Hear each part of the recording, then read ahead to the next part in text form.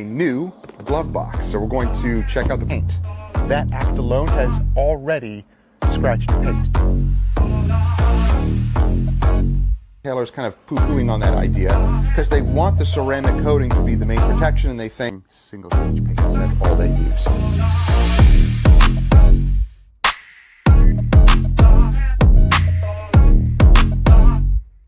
Now, there's going to be tons of use of this product here. This is the Mirror Finish Polishes Sealant. And it's actually a sealant that you can put in a foam cannon, spray it on, rinse it off, and it applies protection.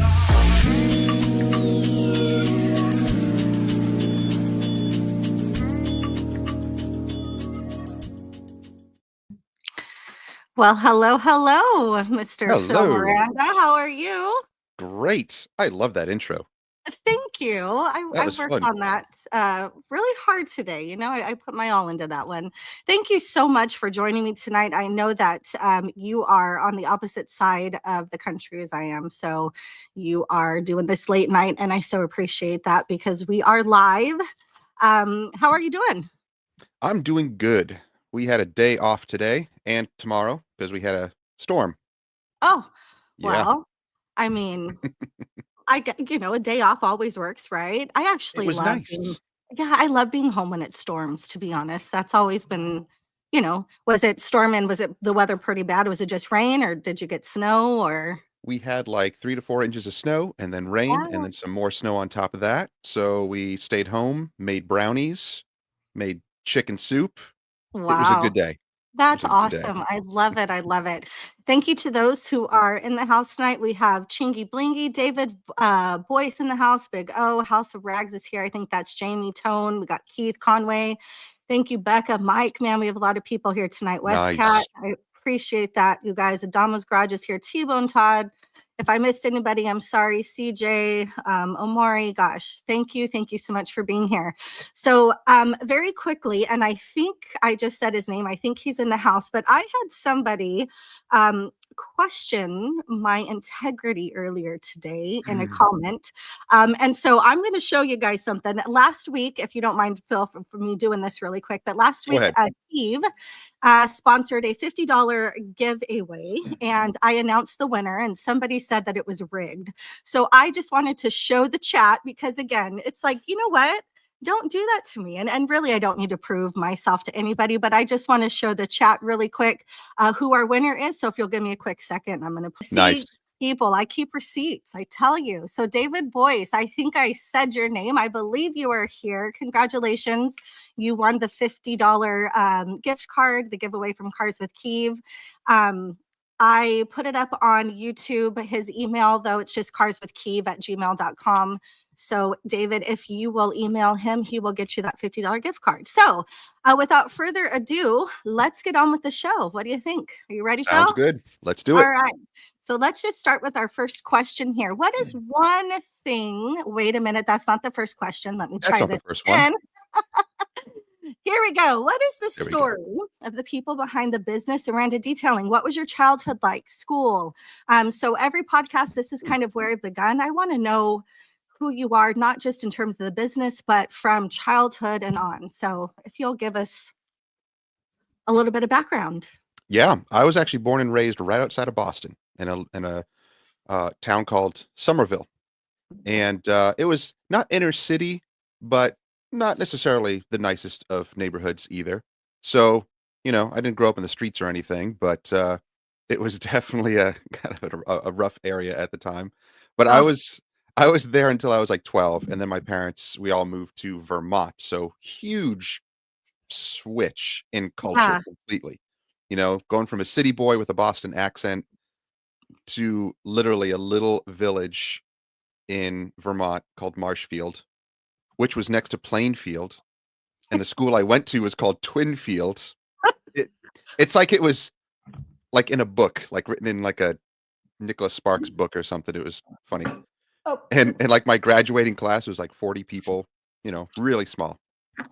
So so Twinfield, Marchfield, and what was the next one? Plainfield was the Plainfield. town next to it. Yeah.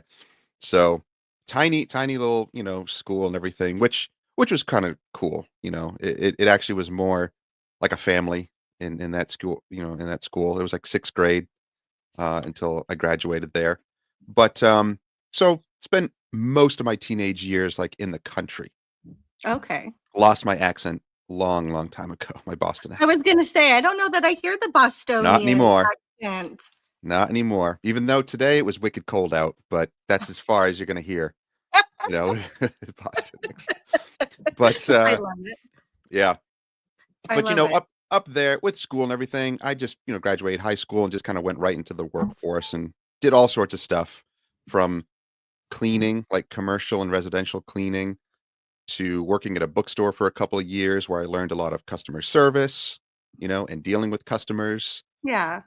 Um, and then, yeah, I mean, from there on, I met my wife and all a bunch of other stuff happened. We got married and lots of crazy stuff happened in life, losing jobs, getting in debt, all that crazy stuff. And yeah, Doing it the was adult insane. things, Yeah, right? doing the adult thing, it was not Yeah.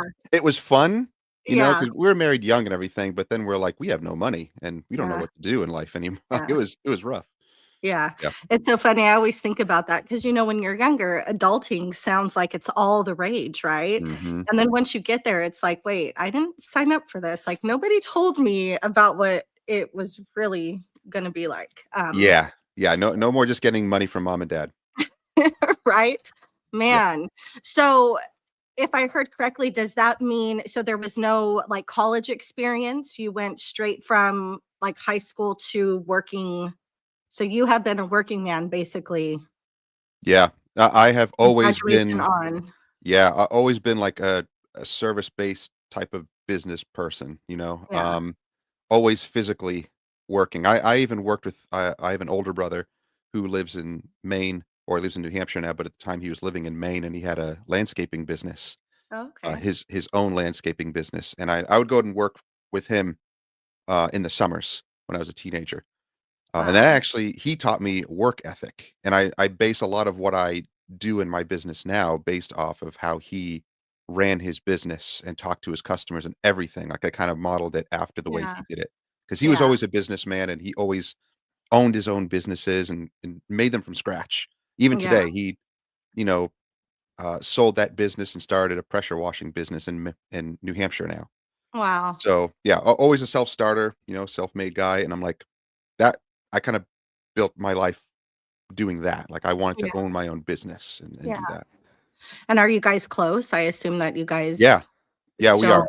are in Yeah, I have a contact younger and brother too, so there's 3 of us boys, and we're oh we're wow. always Okay. yeah. Even though they're up north, they both live Yeah. in New Hampshire, but yeah, we talk to them all the time. They come down here to visit. So That's awesome. So you talked about meeting your wife then after high mm. school. And my next question is, was your business partnership, was that always a plan? Like once you met and got married, did you always plan to then be in a partnership together or did that kind of evolve along the way? So actually, her family had a painting business in Okay. Vermont where they painted the big mountains, like the Killington ski mountains. They had Oh, like a contract for years and years and years doing that, and I kind of married into it and okay. became one of the workers there. Um, and she was still working also. So we worked together really well. We Oh, were always super efficient. We're like, let's get the job done, let's get this done right, and then we can go and, play and do other stuff. yeah. So we always had that mentality. We always worked together really, really well. So we have the same work ethic, basically. So we just work together really well.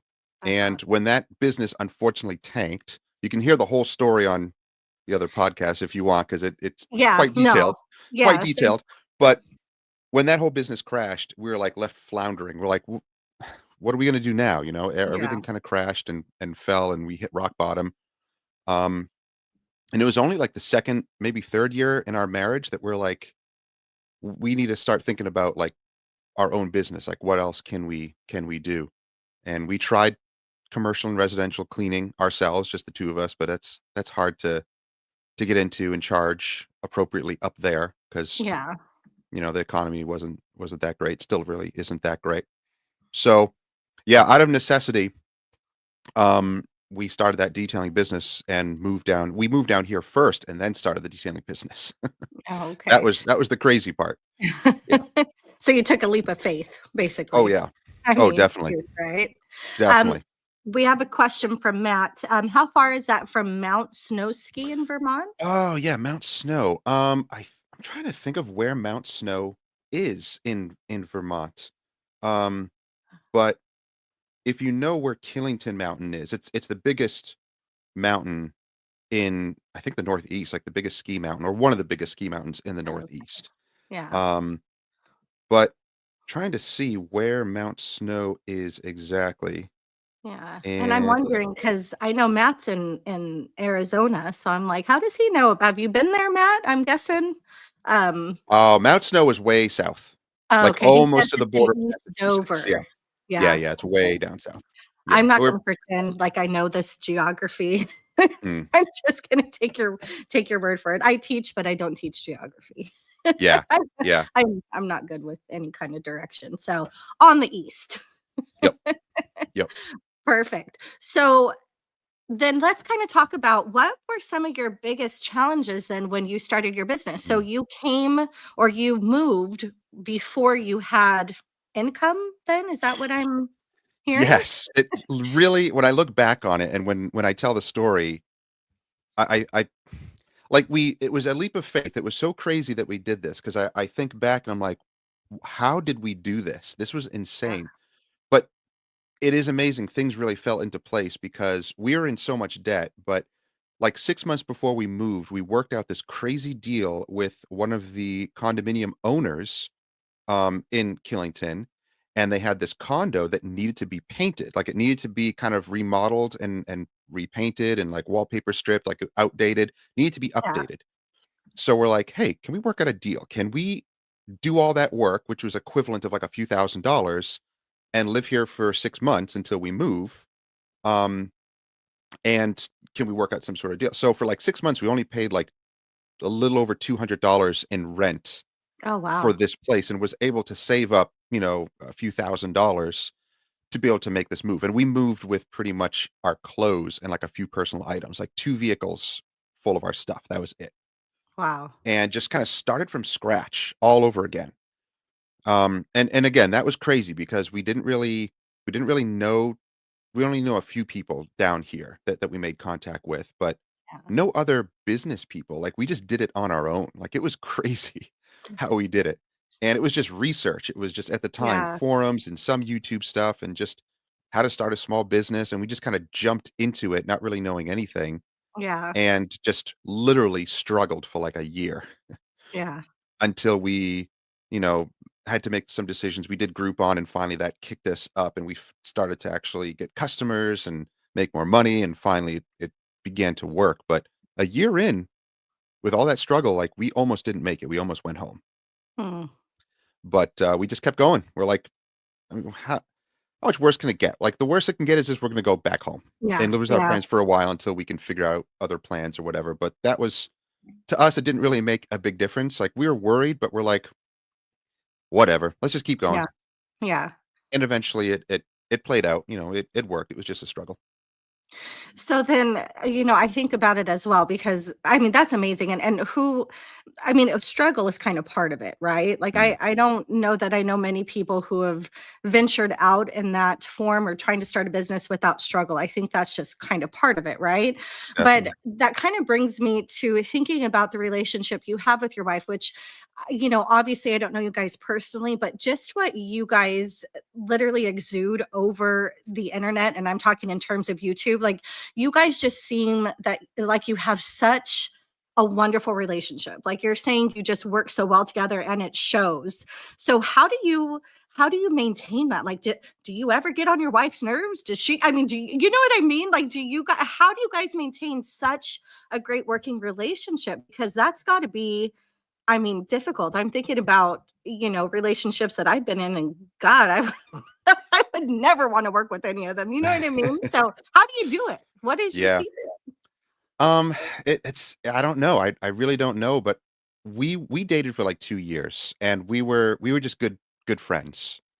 And we built in that relationship. And both of us are very, I don't want to say easygoing people, because we definitely have strong personalities, but we're not overbearing. Like, we're not going to force someone to see our Oh, way or whatever. And we're both kind of like that, you know, and we both kind of grew up not poor, but respecting money, you know, and understanding struggle and understanding that. So we didn't really have the type of personality that was just too headstrong, like I'm just going to do it this way and mm, that's it.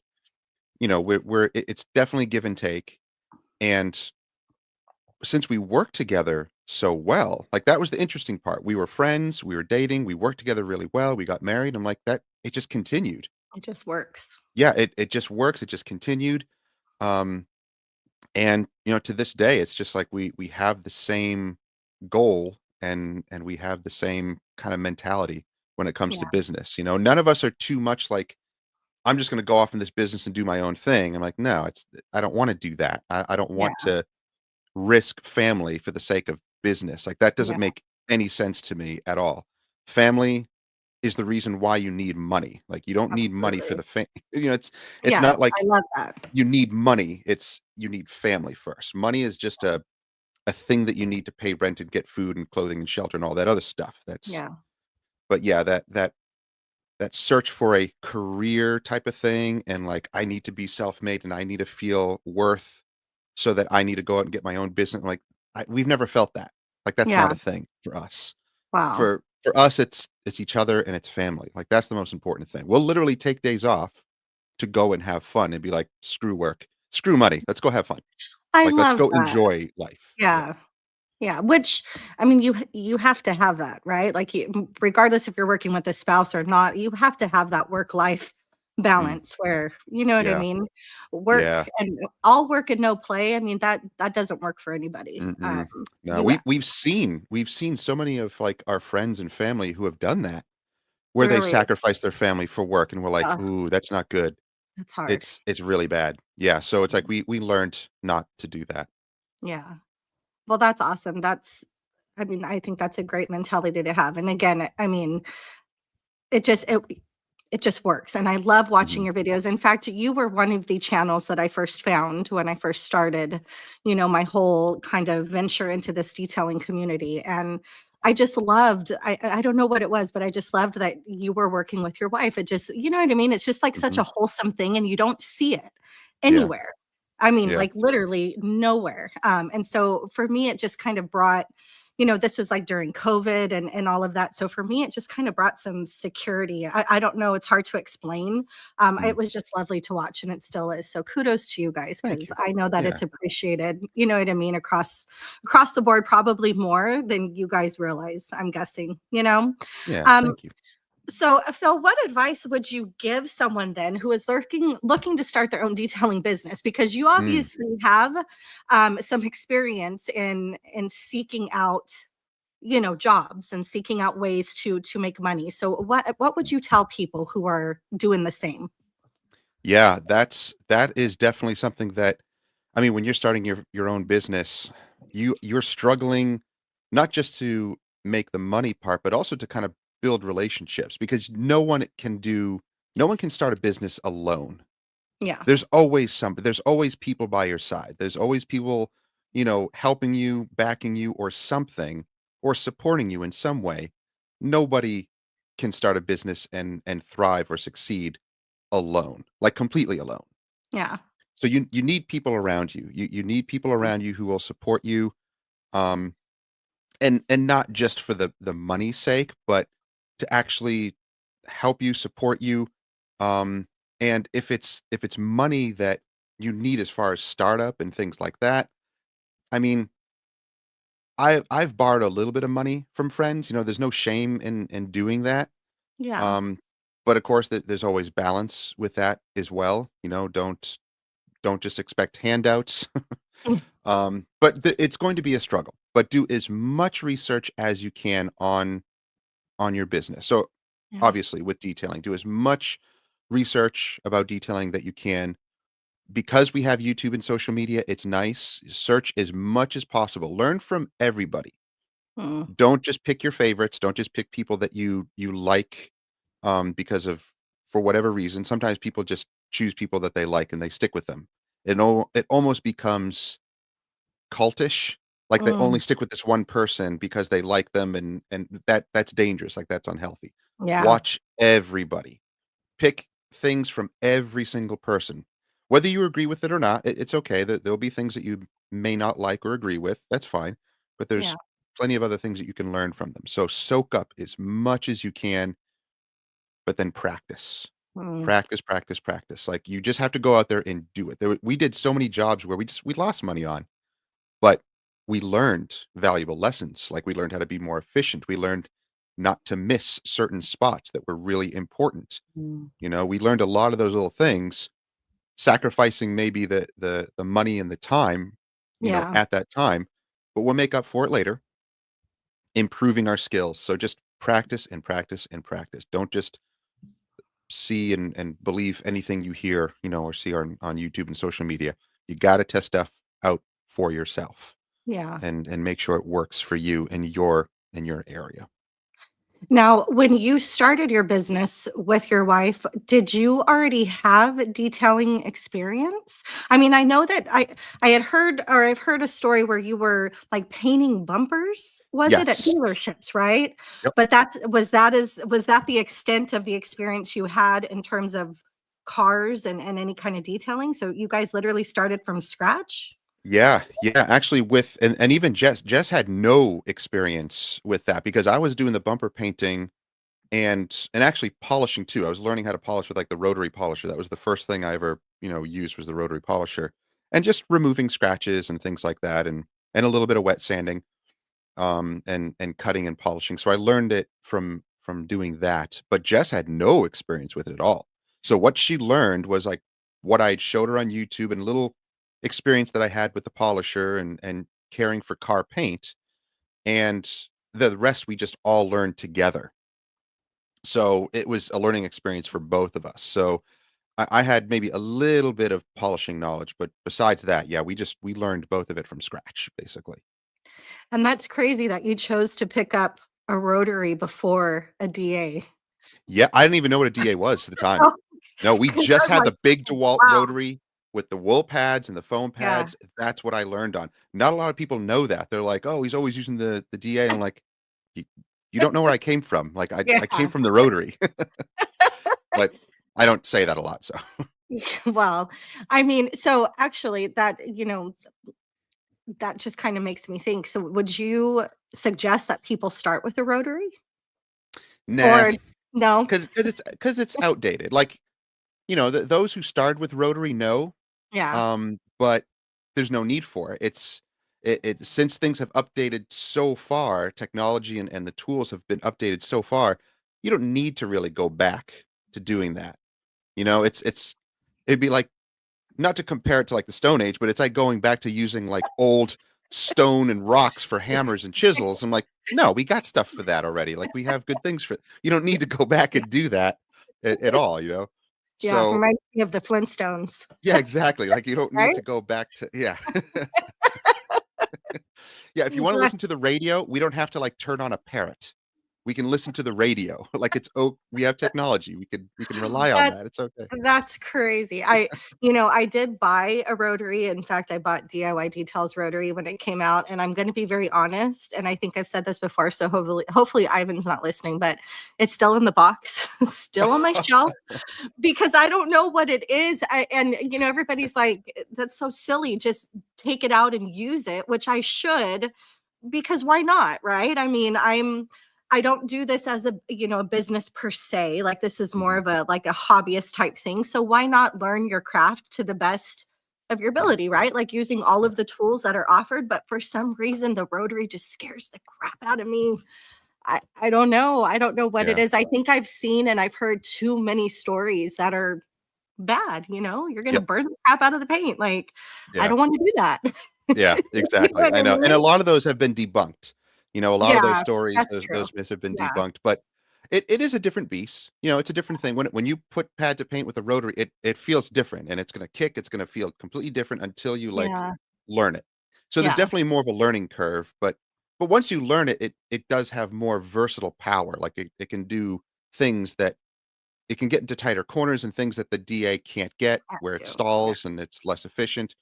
But overall, yeah, a DA, the newer 15 millimeter long throw polishers are just way ahead, of what Yeah. polishers used to be years ago. Much easier learning curve on those. Yeah. Perfect. Well, so we've been on for about 26 minutes now. So if you don't mind, I am going to do something I call the hot seat. And this could be where I get some of my questions are for a giveaway. We will be Oh, doing cool. a $100 giveaway tonight. And so the hot seat is literally just me asking you questions, and they're kind of this or that. So you choose one over the other. Okay. There's 10 questions, and they're really random. Are Okay. you ready? Yep. Fire. All right, here we go. So the first one, Netflix and chill or downtown and wild? Oh, Netflix and chill. 100%. Okay, planned or spontaneous? Ooh, a little bit of both. Okay, you got Just to a little pick bit of one or both. the other, Phil. Fine, planned. That's so boring. I hear you though. Dream house or dream vacation? Ooh, dream house. Okay. In a game, are you choosing truth or dare? Mm, truth. Truth is easier for me. I agree. Sometimes dares can be pretty wild, right? Yep. Here's one. Lose your money or lose your memories. Oh, lose money. Yeah. Okay, how about this one? Fame without fortune or fortune without fame? Oh, yeah. Fortune without fame. I agree. Night owl or early bird? Night owl. Send a text or make a phone call? Mm. That's a hard one, huh? It used to be a call. It used to be I a phone know. call, but text is now Yeah, easier. I hear you. Rom-com or horror? Rom-com. And city life or countryside? Countryside. Perfect. I love it. Okay, so hopefully y'all were listening to some of those because we'll come back and use one of those for our $100 giveaway. Oh, that'll Um, be fun. yeah, I'm excited for that. So one last thing before we get to two more of our questions, I'm enjoying everything I'm hearing so far. I do a product of the week, so I'm going to quickly play that. And this week's product of the week is from the House of Rags, and it is Detail Co's product, Hard Wash. This is a high pH alkaline soap designed to be used with a foam cannon, which decontaminates the surface, removing bugs and road grime. It can also be used as a wheel and tire cleaner for any type of maintenance wash at 5-to-1 dilution in your favorite foam sprayer.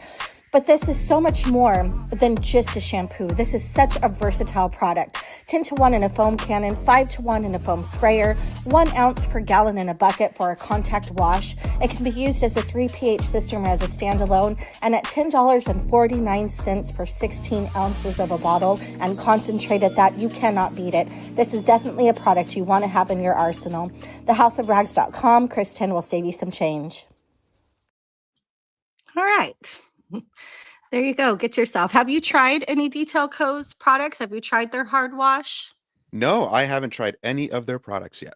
I'm gonna have to get my hands on some. Yeah. I'm really loving them so far. Absolutely. Have you tried Pan's products yet? I have tried the soap, the sealant, the tire shine, and I think that's it. Maybe the panel wipe? I have his Yeah. coatings, but I haven't used the coatings yet. I'm waiting for a vehicle that I'll actually see again Mhm. on a regular basis, and Yeah. sometimes I don't have like a guaranteed way of knowing that. So I kinda reserve them until I get a customer that I can use it Yeah. like that. Well, that makes sense. Yeah. Um, so let's see. I think just want to make sure. Adrian had a question. I always try to make sure that I get people's Mm. questions if they ask. So Adrian, nope, not that one. Oh, yeah, Wait, you're I like that. super old. Wait. I wanna see that question. You're super old. How much gas do you think you have left in? Oh, man, I'm gonna be detailing until I die. I mean, I you're will not. be I will be polishing the coffin. That doesn't make I any sense, but, you know. no, I mean, you know what? If you're old, then I'm old. It's all subjective, right? Age is Is it nothing but a though? number.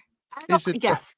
We're sticking to that story tonight, okay? We stick with that story, but our bodies do not feel the same way. No, you know what? No, they don't. And I think that is what bugs me more than anything. Just a quick side note here. I know this is completely off the topic, but when I was young, my mom's knees used to pop when she would like get up off the floor.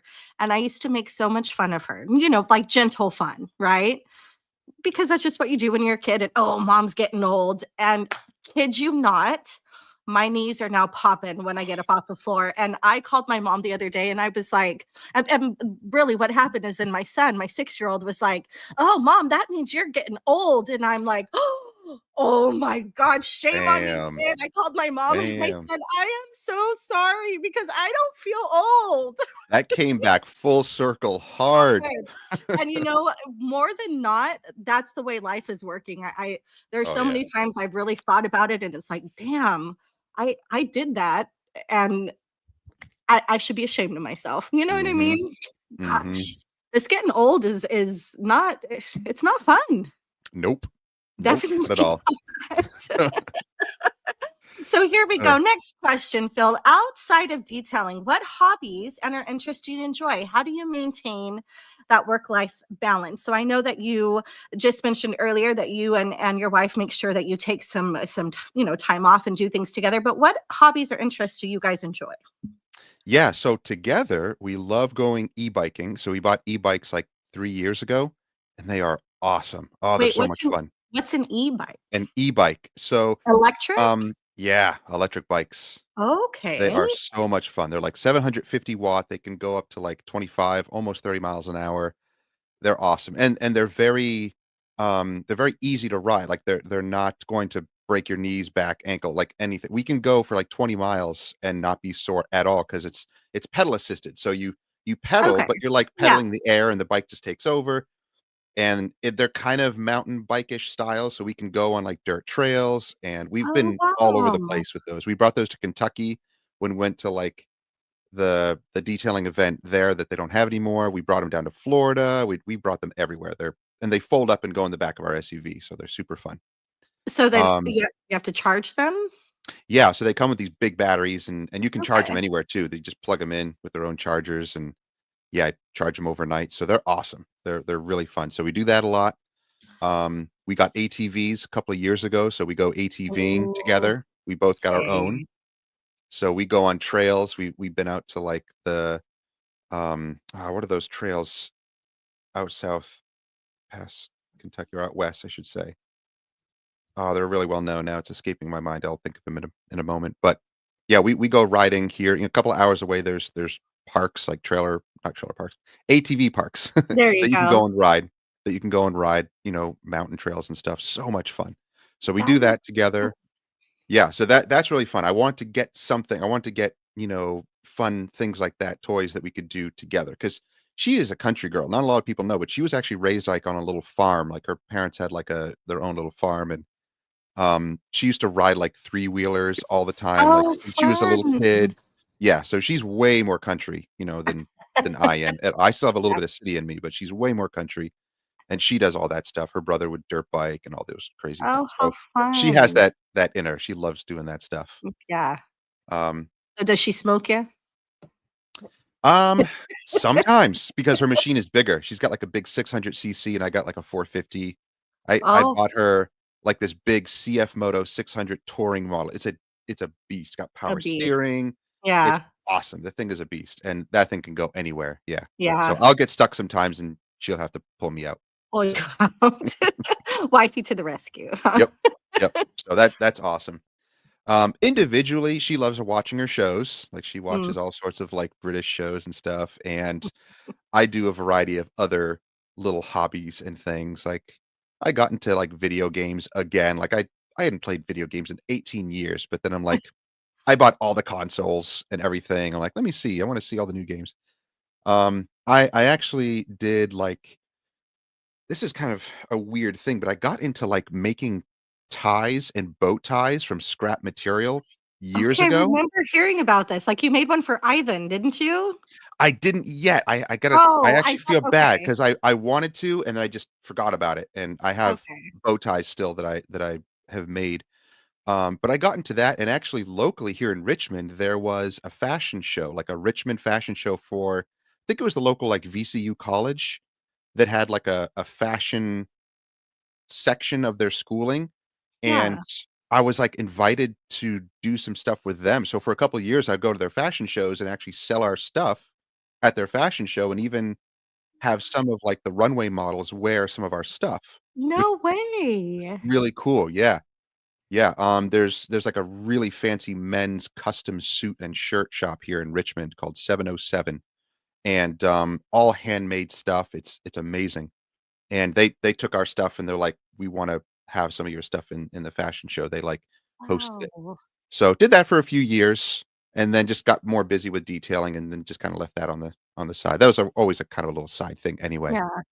But, yeah, all sorts of interesting hobbies like that, like, I learned how to sew, um which was kinda cool because I can, like, fix certain clothing, and, like, Jess has, like, a rip in a shirt or pants or something, she's like, "Yeah, fix this." I'm like, "Okay." That's So, I amazing. did, like, sewing repairs. I used to play guitar, so, like, I bought a bunch of, like, music equipment and guitars and MIDI keyboards and all sorts of stuff, which I'm not really that good at, but I've always wanted it, so I bought it. Yeah, somebody said or David Reese says, "New Thor merch, bow ties by Phil." I know, right? Yeah. That is pretty awesome. So what it sounds like to me is when you are interested in something, you kind of go all in. Mhm. Is that am I Yeah. correct in saying Like, that? I go all in as in, like, obsession. Yeah, Yeah, if I obsess over something, I'm going all in, I'm doing research, I'm learning how to do it, and I'll learn how to do it really, really well, as best as yeah, I can. Like, even yeah, with sewing, I developed, like, my own style of bow ties, like, just the traditional bow tie fashion. There's yeah, other styles, there's other versions of those, and I made different ones, different, like, shapes and stuff, and all sorts of different, things that I yeah. that I learned how to do and sewing techniques and all sorts of cool stuff. So yeah, I kind of obsess over those things. And what made you like, one day, did you just wake up and you were like, "I wanna learn how to sew?" Like, what led you to the whole, construction of bow ties? I mean, did you see it on TV or what you know what I mean? What was that? Yeah. So like we dress up to do like we do a Bible ministry. So I'm always Oh, dressing okay. up. Oh, awesome. And yeah, and I'm like, I wanted something. I'd watch her like Jess's like British shows and I love the style of like Hmm. Scottish, Irish, British wear like back in the 1950s, that heavy tweed look, and I just love that style. And I'm Yeah, like, I wonder if I can find like a tie or a bow tie that's like that awesome heavy gray tweed. That's where the obsession started. And I yeah. did research and I'm like, I can't find them anywhere. You can't find them locally. And we used to go thrift shopping all the time when we were really, really poor. And I found like this old tweed sport coat, and I'm like, this is the fabric. This is the fabric that I want. I want a bow Mhm. tie out of this. And I'm like, how do I do it? So I bought it for like $5 and then I just did a ton of YouTube research on how to sew, how to make a bow tie. And I literally like ripped apart the jacket, got the fabric, and then just made my own bow tie out of it. And then I'm like, well, what else can I make? And I just went down the Yeah. rabbit hole and started making all this stuff. Wow. Yeah. That is pretty cool, and was your wife ever sitting there like, "You're crazy, Phil," or was she totally She's like, support oh, she was supportive. I mean, because once I get obsessed with that stuff, like I'll Yeah. be locked away in my room, distracted doing stuff. And she's like, cool. I'm gonna do other stuff. Yeah. "Leave me There's alone, I'm moments, sewing." yeah, like there's moments where we need our own separate time. Yeah, She'll absolutely. do her thing, I'll do my thing, chill and relax, and then we'll work together and do other stuff. And sometimes we just like to, do stuff on our own too. That's kind of Yeah. healthy, I think, as well. No, absolutely. Yeah. Yeah. Absolutely. Who's the cook in the house? Oh, definitely her. She's Oh, awesome. her. She made homemade chicken soup like from scratch. Really? Like real chicken stock. She can't do artificial chemical stuff like Mm. all that stuff affects Oh, her the her processed. bo a process that she hates all that stuff, so she will make stuff from scratch. So this That is chicken so soup is, cool. like, unbelievable. Ugh, so Wow. good, Ooh, so that good. sounds good right now, and it's Yeah. definitely the weather for chicken soup. Mm. Yep, yep. I my grandma, she cooked like that. She, everything was from scratch, and my mom pretty much the same, and I can cook, but I just don't I can cook. I can't bake for nothing. Don't ask me to bake anything because if I have to measure Oh, something, it's not happening. I'm like a little bit of this and a little bit of that. That's how I mhm, do it. yeah. So, Oh, you get some awesome creations from that. yeah, no, The you thing do. is, if you make something really good, now you don't remember how you did it. That is the problem. Oh my gosh, this is Yes. you are spot on. Mhm. Spot on with it because I've had, I've made some things and well, how'd you make it? What's the recipe? Can you send it to me? I absolutely cannot because I have Yeah, no idea. yeah, it's from my memory, like, that's yeah, yeah, we Yeah. we did get into baking, we were baking bread from scratch too, and, Oh, like, see, I want to sourdough learn to starters, do oh, it's that. dangerous. It's so Is dangerous well, I because know. it's too easy to make, and then we're just eating so much bread. It's Yeah. Yeah, yeah. I would love, and I'm seeing that like all over my, feeds, on every social media site, there's just people making all this delicious, it just looks delicious, the bread. Mm, But mm. I am trying to do like, the no carb thing. So I know that that would just be like, you know, it would Oh, be yeah. awful. Oh, In my yeah, house, oh, fresh bread though, you there's can't nothing yeah, better. you either go in all in and make bread and Yeah. don't care about your health, Yeah. or you have to Or keep that you stuff don't. away Yeah. because you cannot make Yeah. bread and not eat it. It's Yeah. you just No, I can't. know. I have to stay away from the restaurants that serve you bread first Oh, because yeah, you know what I mean? It's like, yeah. God, I don't know what it is about carbs. I look at them and I gain 5 I love pounds. I can't carbs. stand it, I right? They're love just carbs. amazing. Carbs are the thing. Oh, So let's keep going with questions here. My next one, I think you kind of answered because are there any hobbies or skills you've pursued that people mm. might not expect? So I think you pretty much touched Baking on that. bread, making bow ties. There you go. Making bread, making bow ties. Now, I've had a lot of people in the chat, they were talking about, I don't even know what they're talking about in terms of gaming. So what kind Oh, of they're games, talking about games, yeah. what do you play? Do you I used to play? be a big Halo play like, when Oh, Xbox okay. See, first I came heard out, I somebody was say big into that. Halo. Yeah. I got a PlayStation, and I'm big into, like, the Tomb Raider games and the adventure games, like, I love open world adventure Yeah. games, Yeah. yeah, and I like like, multiplayer, games as well. So, yeah. So do you know what this, let's see, what did Eddie just say? Oh, Doom Doom 3. 3? I used to play, like, original Doom on, like, my old PC where it I was, don't even like, know what 10 that 10 is. frames a second. Yeah, it was really it's, like, old school stuff. Yeah. Oh, yeah. That's why when I got back into game, I'm like, "Oh my gosh, things have come a long way." Like, Yeah. I missed 18 years of a lot of good games, and I'm going Yeah. back and, like, replaying stuff that I never played before, and Yeah. yeah, it's a nice escape because yeah, when I am stressed out or have some sort of anxiety, like, you go into this world, this gaming world, and I had never experienced that before. Like, sometimes you just want, like, a little bit of an escape in your home, Yeah. and games do that for me. Like, I'm not the type that will go online gaming and, like, curse people out and do all that crazy stuff with, like, little, With their 12-year-olds that are headsets. yeah, like yeah. I'll do that with my friends and sometimes, online with some multiplayer games where I'm communicating, but yeah, if anyone goes on there and they're talking trash, I'm like, "Nah, I'm out." Oh, It's yeah. that yeah, it's weird. It's funny, my sons, both my sons, my 10-year-old and my 6-year-old, they're into the gaming and, Mhm. my 6-year-old, I think he's a little more into like we have an Xbox, um, the games, he plays Fortnite and stuff, but there have been some times where I have just come and yanked that headset off of him because it's not him, but the people he's talking to, they are foul. They will say Oh, and yeah. you can tell they're young kids too because their voice, you know what I Yeah. mean? But I Yeah. have, all of a sudden they've, just saying the most inappropriate things. And I'm like coming from the, hauling butt from the living room, like, who is talking that way? Yeah. Like, it's insane. I'm I like, how I do tr you think so? I tried those games, 'cause I'm like, "Let me see what the Gosh. whole thing is about," and I'm like, "Nope, I hate them. I hate Oh, those, like, multiplayer what do you call those yeah. types of open world type I hate them. Yeah, I hate them. Yeah. Yeah. I I don't I know. can't And, deal with it. they're, and like on their, when they play on their, little handheld things, like I make sure I turn off the comments because Oh, it yeah. creeps me out that literally Yeah. you can talk to anybody. I'm You have no idea. Yeah, you have no no, idea. at all, and it's Yeah. weird. As a So, parent, my you gotta filter that stuff out yeah, because and my kids as are an young, adult, I'm like, so "I don't wanna yeah. be with these trashy people, like, talking like that. Nope, I I'm out." mean, I'm like, "Aren't there any wholesome people who are playing these online games? Like, where are the wholesome kids at?" Yeah, nah, it's so hard to find. So hard to Oh find. gosh, it really is. Um, let's see. Let's get back to the question. Sorry, I got kind of thrown off there with I know. the whole gaming thing, which is okay, which I love that. I love It's that.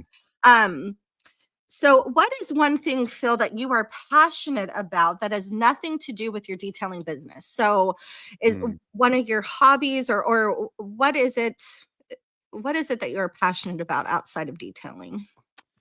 Ooh, that is an interesting one. My passion is spread across a lot of things. Mm, Um, I would have to say that even though, the gaming is fun, the four-wheeling is fun, the ATVing is fun, really, like, Jess and I's favorite thing to do is literally go out to eat and go shopping. mm, Like, that is our comfort zone, and that's something we're passionate about because we're gonna find we wanna find new restaurants, and the shopping thing is just like an addiction. That's like a, retail therapy kind of addiction, but finding new restaurants yeah. is kind of a fun thing for us to do. So that's something that we're always passionate about and, trying new food. Yeah. So that's something that's really both of us enjoy on it's a very, like, personal, intimate thing, Yeah. to, like, go out and eat something like that with Yeah. we don't even go out to eat with friends that much, like, it's very rare. It's usually just the 2 of us, like, Yeah. just go out and find some place that's really good and enjoy that time together. That's That's something that we're amazing. kinda passionate about. Do you live in an area then where there's tons of eateries, or do you travel Mm. to find new restaurants, or how do you keep it, you know what I mean? How do you keep finding new places? It's Richmond is really good with the restaurant scene, the microbrewery scene, and the oh, okay. winery scene. So, Mm, there's always new restaurants popping up. There's lots of microbreweries downtown Richmond that are awesome, and it seems like there's always new ones popping up. Like, our friends will tell us about this place or that place, and we're like, "Nope, haven't heard of that. Let's go check it yeah, out." let's go. So, yeah, Yeah. yeah. David Boyce is asking, "Are you a bird watcher? Do you see owls? Have you seen bald eagles?" Okay, so this is funny. That's another little weird thing, like, now that I'm in my 40s, well, I've always kind of been, like, even in my mid-30s, I was, like, getting into birds. So, this is kind of I have an app that, like, shows you the different birds on our area, the calls, and all that stuff. So, I actually really like birds. So, around here, we do have bald eagles. We'll see them fly Okay. over the house every once in a while. Lots of different hawks. So, we got, like, red-tailed hawks and I think, like, Cooper hawks here, kestrels, a few of them.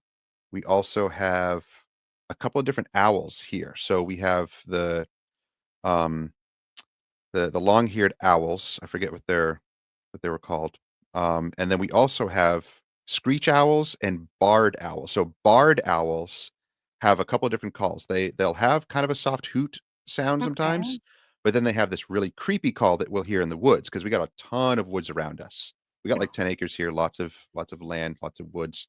Yeah. And we'll hear the barred owls at night. They'll call to each other and they have these crazy distinct calls that if you don't know what they are, they'll freak you out. Like, you Yeah. don't know what they're doing. But yeah, we Yeah. have lots of cool owls around here. You don't see And them, but you hear them. and you know for sure that those are barred owls and not Yeah, I something looked really them up. creepy? No, I looked them up. There's actually they do another call. I think it's either the barred owl or the screech owl. They do a call that sounds like a horse Oh, winnowing, like winning in the woods, and that's a creepy sound.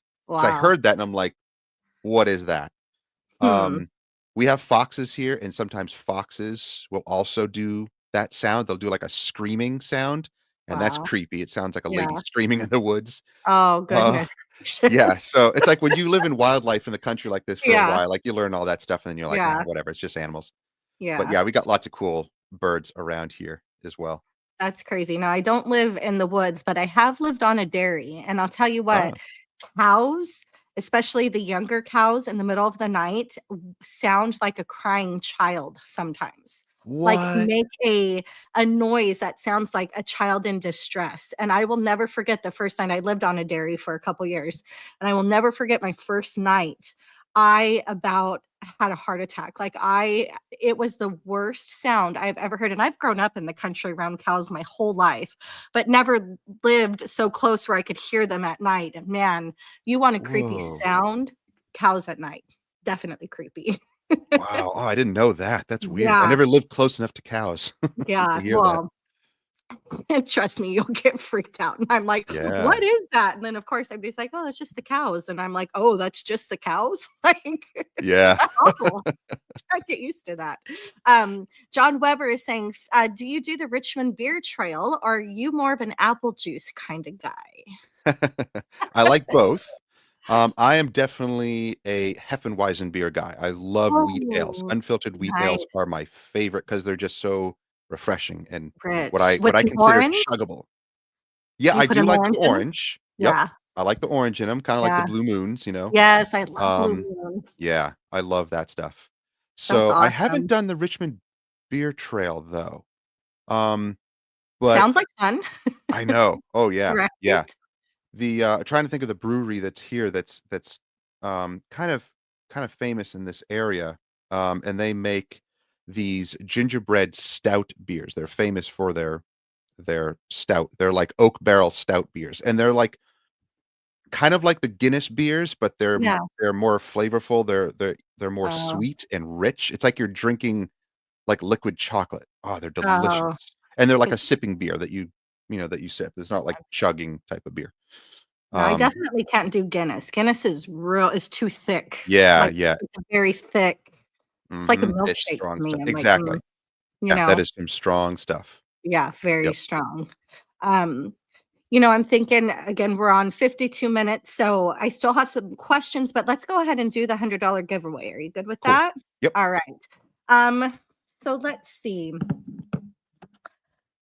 I am going to should I take it from the hot seat? Actually, I think I'm gonna take it from something that you said earlier, and that is where you were born. Hmm. Where I think I heard where you say you were born, right? So let's see if anybody was listening. Where was Phil born? For anybody in the chat. So Westcat says Vermont, but I don't think it's not Vermont. Mm-mm. Nope. Mm-mm. Oh, T-Bone Todd. Does Massachusetts count? Uh, Actually, Keith, I think Keith got it. oh, did Keith? I didn't see it. Oh, Somerville, Somerville, Mass. He Mass. said it Okay, thank first. you. See, they Yep. come so quick. So Nice. Keith Firebird. Absolutely. Congratulations. I thought I had it on here. Please email Jamie at thehouseofrags.com. I thought I had it in one of my banners. I will put it up in a second, but Jamie at thehouseofrag.com, and he will get you that $100 gift card. Congratulations. Nice. Is Um, it rigged now, Keith? Is it yeah, rigged now? is it rigged? Exactly. I couldn't believe that, man. Maybe When it somebody said, is. Maybe you I'm didn't like, win. yeah, I chose who I wanted to choose and Yeah, win. exactly. What are you gonna do? No, I'm just kidding. um, so again, congratulations. I have a few more questions that I was interested in. I don't Let's mind if we go over a little bit. That's okay. totally I fine if wanted it's to okay. be, respectful of your time again. I know it's late where Yeah, you are appreciate that. at. Um, so let's start here. What is a piece of advice you have received that has stuck with you? Mm. I think I would trying to think of something specific, but something that just kind of hits right away has to do with dealing with people and Mm, dealing with customers. Um, and I kind of learned this from working at the bookstore years ago. I worked with a lot of young people there, and it was interesting because you would have thought that it would have been crazy, like really, really bad to work there. Like all these young people, basically, it was like all young people in their early 20s running this bookstore, like just by ourselves. Um, but we all, again, we actually kind of shared the same type of thinking is just making the customer happy, like mm, making people happy as best as you can. Bending over backwards when appropriate, um, and satisfying people customer service wise and making them happy. And even though we had some crazy stores, we'd have some crazy people, some crazy customers, it wouldn't make us jaded. It Mm. wouldn't affect us to the point where we're like, "Whatever, we're just gonna treat all people like this." Like, we never did that. Yeah. So, if we had some crazy people, it didn't make us jaded. We had our crazy stories, laugh them off, whatever, and continue to provide good customer service and make people happy. And it almost became like a challenge. Like, in the bookstore itself, we would have the bestsellers that would come out, once a month or every few Yeah. weeks, and we would get, like, on the email that would come in from corporate. It'd be like, "Hey, look out, this book and this author and this title are gonna be, like, the hits this week, make sure to know where those books are in the store," and all that stuff, and it was like a challenge for us to, like, get to those books the fastest. If any customer came up and like, "Do you know this author? It's like Frank," and we're like, "Yep," and we, like, go and run and get the book and give it to them, and they were, like, be amazed. And it Yeah. was, like, such a good feeling. All of us had this, like, challenge where we're like, "What can we do to make the customer happy?" Like, impress the customer, Yeah. and make them happy. And that kinda stuck with me. And I treat our customers like that. Like, I will really try to bend over backwards for them. I will try to do things for them that maybe they didn't expect, make them happy, make them come back again, and build a relationship with them. Like, we would know these customers that would come in at the bookstore, know them by name, knew what they wanted. When they came in the door, like, it was such a small place, we could from every corner in the shop, you can see when someone came in, we're like, "I know what he's here for.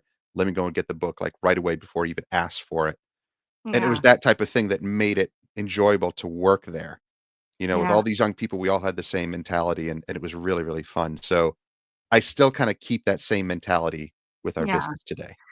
And man, when you think about that, that to me, that sounds like just good upbringing as well. Mhm. So, you know what I mean? To have a group of people who share that kind of mentality, because I'll tell you what, nowadays that's not the mentality.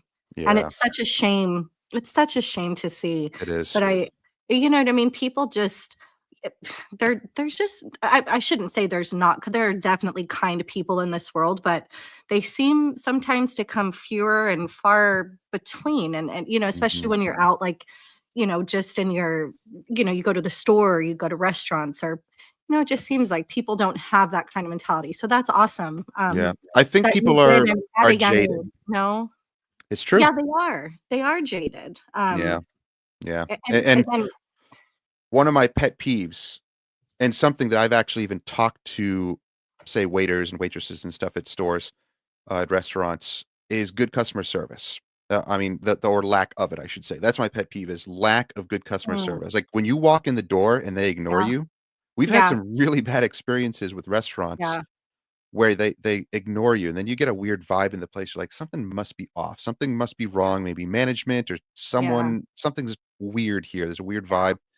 Um, but yeah, it's something that we just don't see a lot of, is good yeah, customer service. And I yeah, understand. I know people are not getting paid their worth at these establishments. I get yeah, it. I understand. I wasn't getting paid that well working at the yeah, bookstore, even though I was young.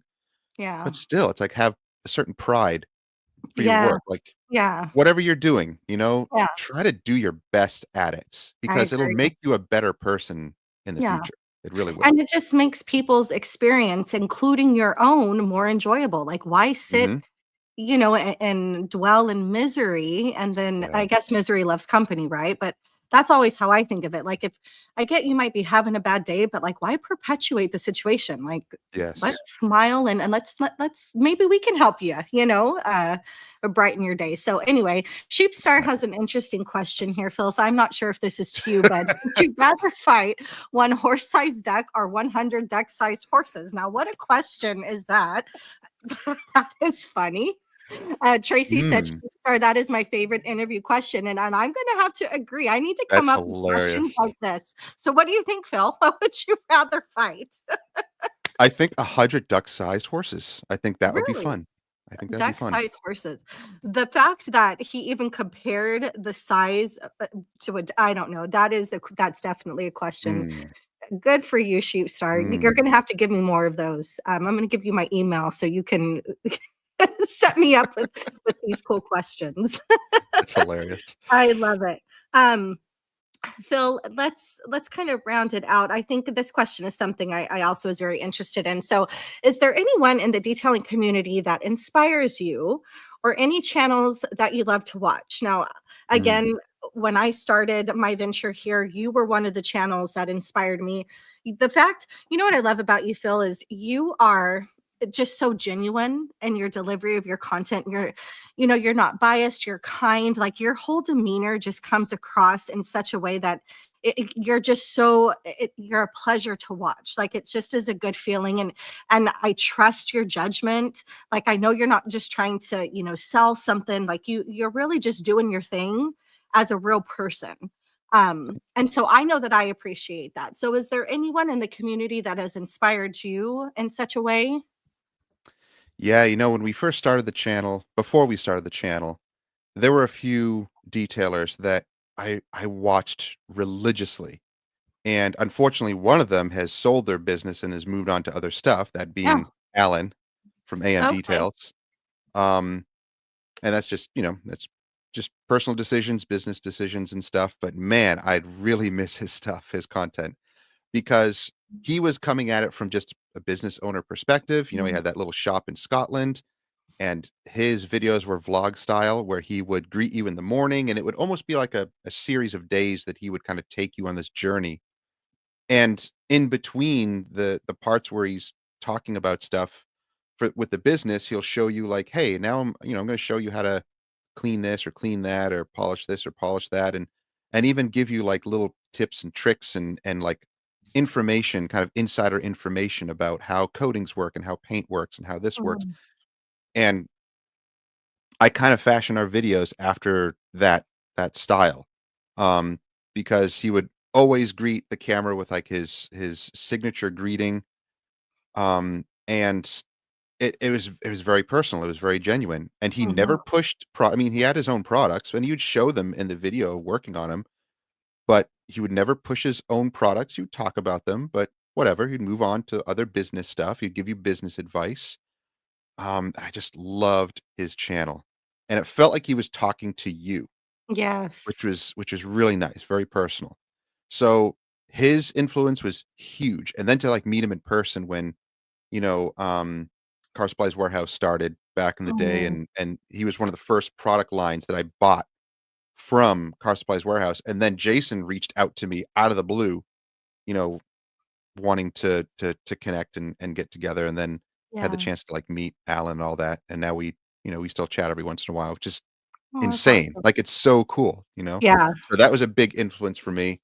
Other people that I haven't met before, like Gary Dean, which he's not Uh, big in the detailing world anymore like he used to. He has his own product line and stuff that he sells, but back in the day, he used to do videos that were actual tips and trick videos and advice and techniques and stuff that this was is like the Gary incredible. Vee method, The right? Is Gary that what Dean method, method? exactly. Yeah. Okay. Yeah, yeah, so I Yeah. used to watch a lot of his stuff back in the day, and again, he was just super genuine and real, never product pushing. He was just like, "Check this out, I'm gonna do this," and he shows you a process and how good it Yeah. looks, and, that was awesome. Yeah. Um, and Jim White from White Details is still someone that I watch on a regular basis, and for him, it's definitely just it's not entertainment, but it's looking at amazing vehicles that he's working Yeah. on. Yeah. And his techniques, I'm not gonna be able to polish the way that he does to that extreme, to that level, but something that to aspire to as well. Yeah. Yeah. Um, those are some of the big ones early on that really influenced us. And now I just love watching, like, Tony Ralda's stuff because he's Oh, nearby, we're he's so friends. sweet. He seems like a Yeah, sweet guy. he's awesome. Yeah. And Love his Carlos story. Serranos. Oh, yeah. Yeah. His story was insane. Insane, right? Yeah, Yeah, I insane. loved that. I loved that. I love the whole like, and I mean, you too, if you think about your story, but starting from literal nothing and building such, a business. Yeah, That like, he I built an think, empire. He built yeah, an empire. absolutely. And Crazy. I love that. Yeah. But you know Um, what, though? More and more, I am watching, like, the little guys out there. yeah, Like, I've tuned into a lot of other newer channels that are actually giving advice. If they're product pushing, I'll bypass them. Yeah. But if they're just giving advice and then sharing stories, I'm tuning into those a lot more because I like to Yeah. hear the Yeah. stories. Yeah. I mean, everybody starts somewhere, Mhm, right? I mean, in terms of channels, I definitely agree. I mean, again, I'm a small channel, but there are tons of small channels out there that I think are interesting, and I'm always like, "You'll get there." mhm. Yep, You know? Um, yep. yeah. We have a question from Sam Squatch. Phil, what is your favorite coating to apply currently? Crystal Serum Light. You've been I'm still I am a lover of G-Technic I was Crystal gonna Serum say Light. you've been talking about that coating, I think, since I started watching your channel years I ago, know. I know. right? I love it. I love it Have because I they have they done a V2 or has it been the I same think it's coating been since I think it's been the same as the far as I same know. At least they haven't relabeled anything labeled or it? Yeah, said anything. EXO, they keep coming out with new versions, but yeah, Crystal Serum Light seems to be the same. I mean, I remember using it like 7 years ago, maybe 8 years ago, and I first started using it, and I was yeah, so afraid to use it because all these other YouTubers were, like, kinda scaring people away from it. yeah, like, it's not an When it easy application, right? Yeah, Or is it? it's the easiest. It's the easiest application, but when it first came out, I think detailers were trying to squash it, Mhm, like, making it seem like, "Oh, it's difficult, and if you mess up, like, if you leave a high spot, you're gonna have to sand it off," and, like, all that stuff fell flat. It's not true at all. yeah, It's the easiest coating, but if you leave a high spot, you can polish off. It's not yeah, the end of the world, but it's an incredible coating. I love it. yeah. That's awesome. Will's Ride Care. Congratulations, Will. He is a DIY tuber, Oh, a hey, he's the other champion. guy I started watching. Yeah, for Yeah. this Yep. the second round. So congratulations to you. But he wants to know, were you always comfortable speaking on camera? Mm-mm. There's so much lost footage that when I first started that I'm like, "This is terrible," and I deleted so many gigabytes of footage in the beginning. So many. Yeah, Yeah, it wasn't until a while where I felt comfortable when I wasn't trying to script it, when I wasn't trying to, like, be so precise. yeah, It's it was more comfortable when I was just, like, kinda goofing off the cuff type of stuff. yeah, Then I yeah, felt more comfortable talking to the camera and actually looking at the and it seems silly because when you see people in videos talking to the camera and goofing off and joking and saying silly things, they're literally talking into a camera, like, nobody else is around. They're not talking to anybody. Nobody's watching that yet. They're yeah, literally just recording themselves, yeah. right then and there. So it's a weird concept at first, and that's what I It had to is. get over. I Yeah, had to visualize myself actually talking to, like, people, certain yeah, people, yeah. and then it became a little bit more natural. Because at first I'm like, "I don't know where to look, Yeah, it's so I don't know what to do I with my totally hands, get it. like, I don't know what to Yeah. do." It was really weird. Well, and you guys live, like, out kind of in your own sector, right? You don't have, like, neighbors close to you, it seems? No, not really. We have one neighbor that's, like, a few, uh, maybe, like, 20, 30 feet of, like, woods in between is our closest neighbor, but, yeah, Yeah. nobody you can visually see. Yeah. So see, that's a little better because for me, when I'm creating videos, like I literally have all of my neighbors. Of course, it's on the weekends, and my Mhm, neighbors are ones that are always out in their yards and doing things. And even I think it was yesterday, I was out there, trying to create some content, and one of the ladies, I could tell she was just kind of looking at me and kind of giggling because I'm sure it is just a funny sight, and that mhm. that gives me anxiety because then I'm like, gosh darn it, stop looking I at me. know. I've seen people in public recording themselves on the phone, and I'll look at them, I'm like, "Is that what I look like?" Like, it's a Yeah. little weird at first. It definitely Yeah. is, but Or yeah. like when I've done videos, like I did one where I went into, like AutoZone, and Oh, O'Reilly's, yeah. and I'm trying to record, and then I have the people who at the counter who are just looking at me like, you know what I mean? That Yep. that was That's even uncomfortable weirder. as To do it well. in a store is weird, yeah. Like, the things you do for YouTube, you know? Exactly, exactly. It's crazy. Conway Stevens says, "Phil, what's your take on certifications for coatings and the whole warranty stuff?" It is completely unnecessary. Yeah, it's Huh. unnecessary. I'm accredited with G-Technic, and it was, like, not even a real accreditation. Like, they just What kinda does gave it that to me mean? because Like, of the relationship. what you have to do to be Nothing. accredited? I didn't have to do anything because I Nothing. was worried about it too. I'm like, "Could I wanna do it, but, what do I need to do? Do I have to have a real shop? I was all worried, do I have to have a real shop and all this? Yeah.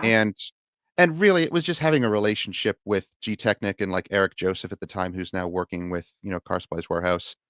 Um, he was then working for I don't know if he was like the president of the US branch or something like that. And I'm like, Mhm. I literally asked him to his face, I'm like, so what do I need to do? And he was like, there you go. I'm like, Yeah. "Oh, it's nothing real." Yeah. It's just companies like that, if they don't know you, they'll make you jump through some stuff to Yeah. become accredited because they just wanna make sure that you're a real person. They don't just Yeah. wanna hand out that coding or whatever to just anybody. But, Yeah. G-Technic and I think Dr. Beasley's now, um, and Phoenix EOD, but Geon dropped me. I was actually accredited with Geon, but they dropped me. They emailed Really? me and they're like, "You're not applying our codings that much anymore, and you're not, like, representing us." And I'm like, "Okay, I don't care." I What I was that? really didn't care. Were Like, you they want contracted or something? That's no, wild.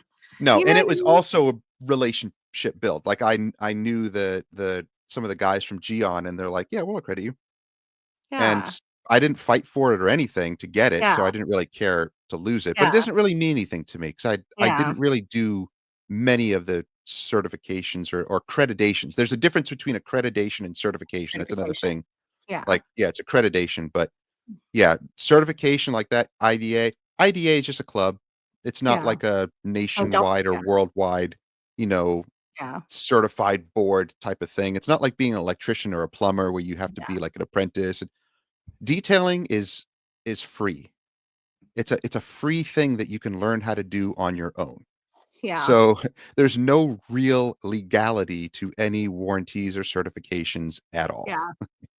I totally agree with that. I mean, you either know how to put on a coating or you don't. You know what I Mhm. mean? I don't know that getting a certification really means that you know how to do it better. I don't Right. know.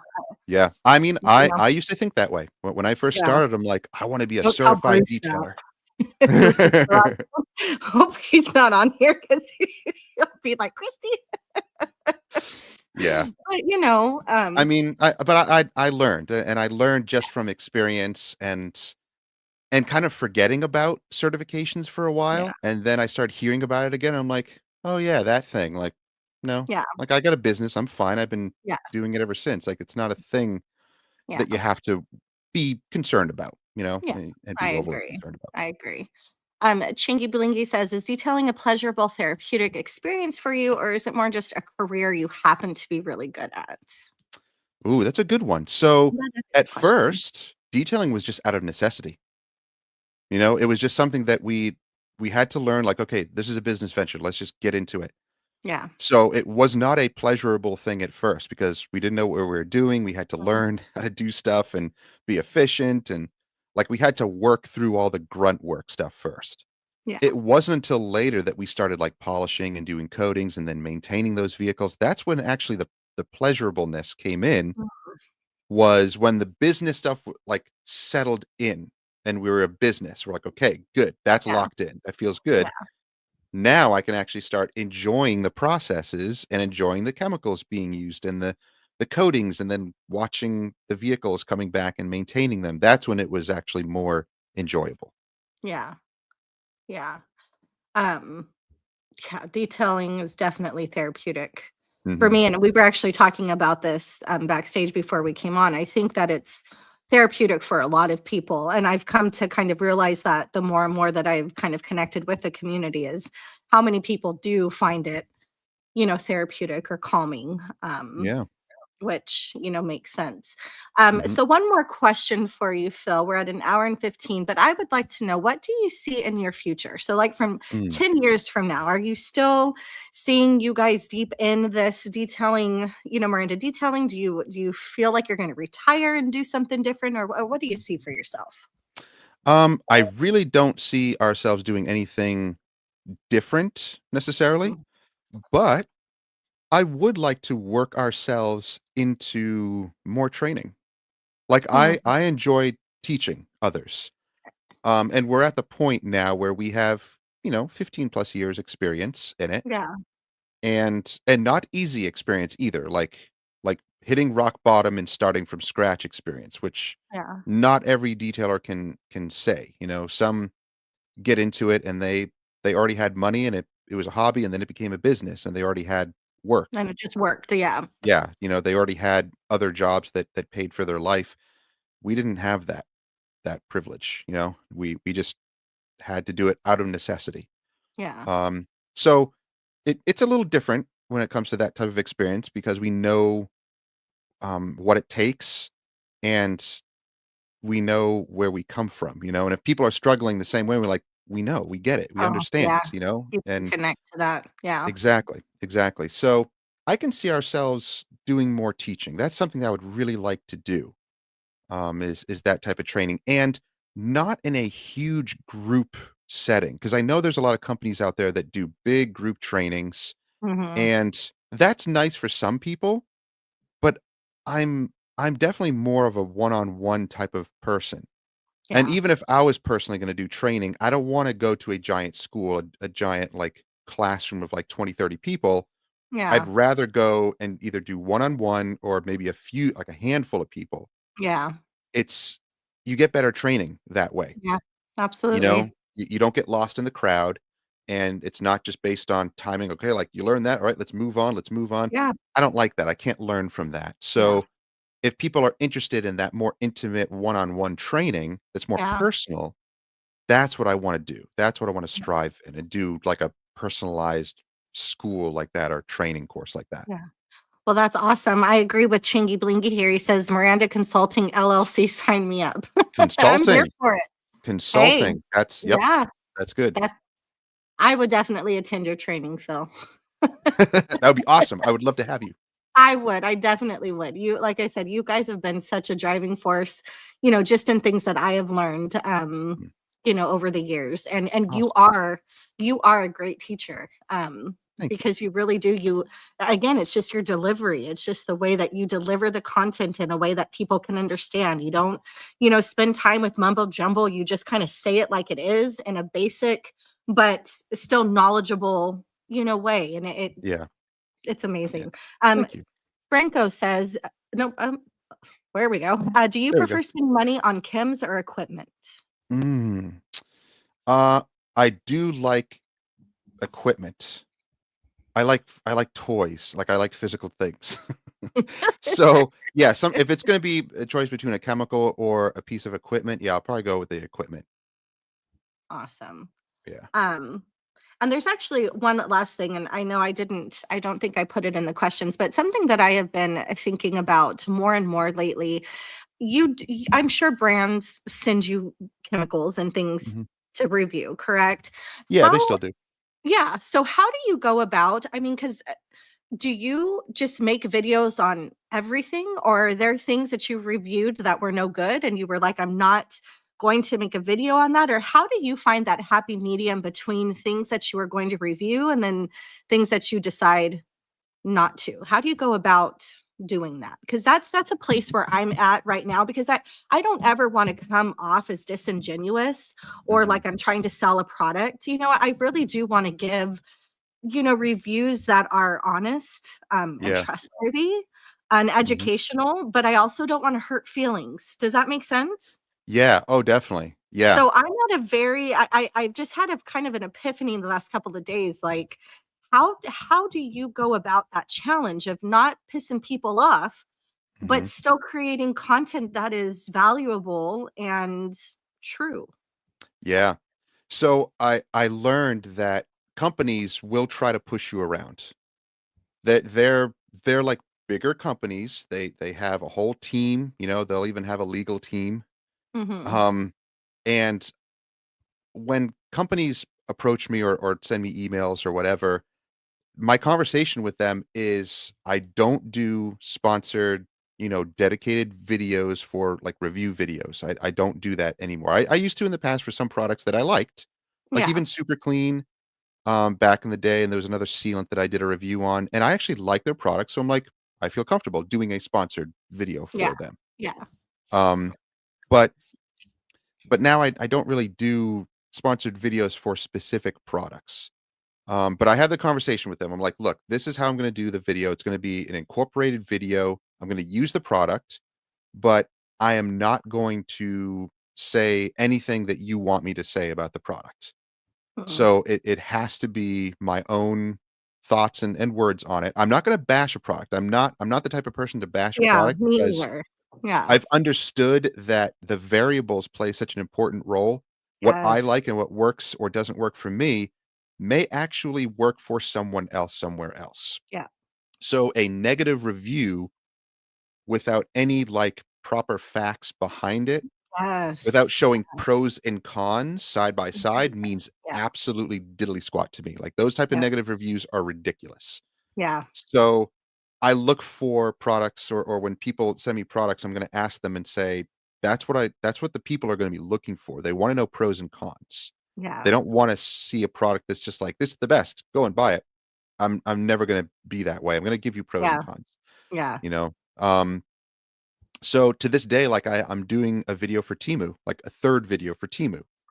But they approached me and they're like, "Hey, we have you have $200 that you can spend on Temu." And I'm like, "I'm gonna get what I want, right?" And they're like, "Yes." And they're gonna pay me, like, another $300 when the video comes out. But I told them, like, "Look, whatever I buy, if it's something that's not good, Yeah. I have to say it. I'm not gonna Yeah. bash it necessarily. I say like, 'Hey, this just needs to be worked on.' That's all." Yeah. Yeah, like, you Constructive. can politely Yeah. you can politely talk about the things that aren't super great, but that could be better, right? Exactly. Exactly. And Yeah. there's actually a few this one product in particular that I got that I got on purpose, and I'm like, "Oh, this will be interesting if it works, but if it Yeah. doesn't, it'll also be interesting because Yeah. I'm gonna put it in the video." So there's something in the Yeah. video that's like, it didn't quite work, and I can't even figure it out yet. Yeah. Um, and if they're like, "Well, we don't want you to have that in there," I'm like, "Leave it in there. Trust me. Trust me. Leave it in there because it will encourage making the product better." Like, Better. that's how the innovation works. You can't just Yeah. have all positive, then, things won't get better. So I'm gonna Yeah. leave it in the video whether they like it or not. And if they don't wanna pay me, I don't care. I'm gonna leave it in the video because Yeah. it's real. Um, Yeah. but yeah, stuff like that. If it's a product that I already have been using, if Yeah. Turtle Wax were to come to us today and they're like, "Hey, we're gonna sponsor you to do a video for, like, the polish and wax, the Yeah. ceramic polish and wax." I'm like, "I've been using that for years and I love it." Yes. And if they're like, "We'll pay you $3,000 to do it," I'm like, "Okay, I'll do Okay. it." Because I already have, like, a You history have of experience. videos Yeah. with it. But if Yeah. it's like a brand new product, Yeah. I'm gonna question it, Yeah. and I'll use it myself. But there were a few products that people sent me that I'm like, I can't Yeah. honestly do a video on it because Yeah. not that I'm bashing it, but there's too much negative on it, and I don't wanna put that light on you, you Yeah. know? Yeah. So I'll tell them, "Look, you gotta make this better." And Yeah. I'll send them a video that I made personally. I did that with SPTA, I did that with a few other companies that sent me stuff, and I'm like, "Sorry, guys, like, you gotta work on it." Yeah. And I sent them Yeah. constructive criticism. Yeah. So, Well, that's awesome. Thank you for that insight because yeah.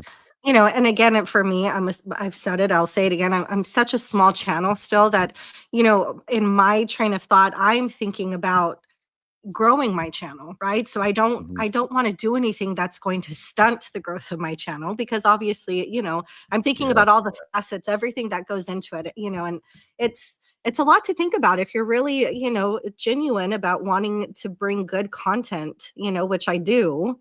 Um, Mhm. but I want people to continue following me. I don't know. I Yeah. feel like I'm kind of at a crossroads with just, again, like you said, I'm not here to bash a product at all. Like I don't ever want to come across with the intention that that's what I'm doing.